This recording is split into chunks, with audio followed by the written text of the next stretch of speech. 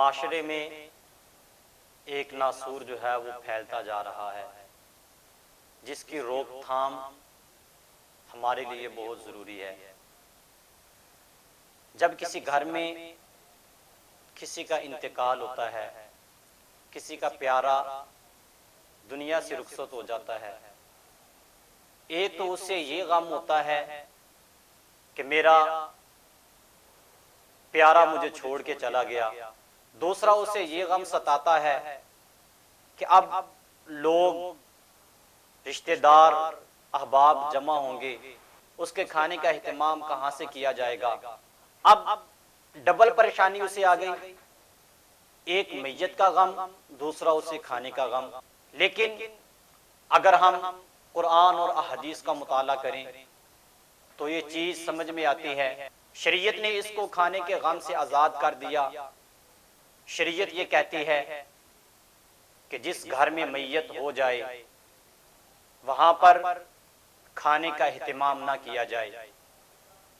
حضرت جعفر طیار رضی اللہ تعالی عنہ جب آپ شہید ہوئے تو نبی علیہ الصلوۃ والسلام نے صحابہ سے فرمایا کھانے کا اہتمام کرو۔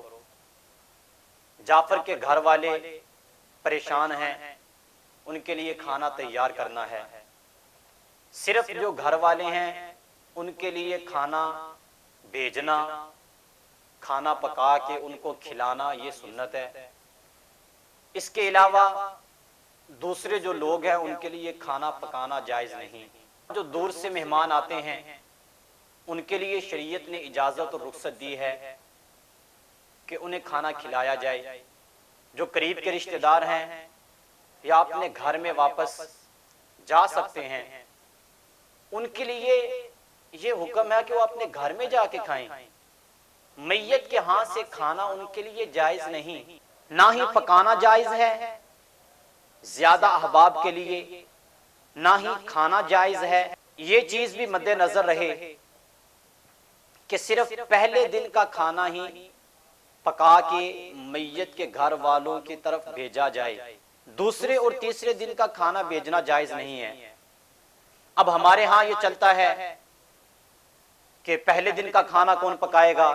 ماموں پکائے گا، پھر اس کے بعد دوسرے رشتہ دار پکائیں گے، تیسرے دن کوئی اور پکائے گا۔ 3 دن تک میت کے گھر میں کھانا جو ہے وہ نہیں پکتا۔ رشتہ دار بھی وہاں سے کھاتے ہیں، دوست احباب بھی وہاں سے کھاتے ہیں۔ یہ یاد رہے ان لوگوں کا کھانا جائز نہیں۔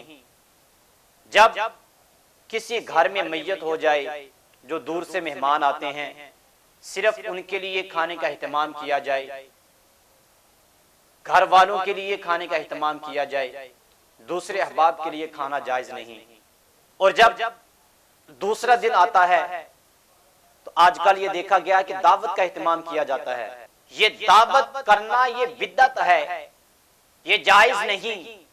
دعوت کا اہتمام کرنا اور لوگوں کو کھلانا دوسرے اور تیسرے دن یہ درست نہیں ہے۔ اور جو بندہ تعزیت کے لیے جائے اس کے لیے کھانا جو ہے وہ بھی جائز نہیں۔ یہ کچھ غلط رسومات ہیں جو ہمارے معاشرے میں پھیل رہی ہیں۔ اللہ ہمیں ان غلط رسومات سے بچنے کی توفیق عطا فرمائے اور ہمیں شریعت کے مطابق چلنے کی توفیق عطا فرمائے۔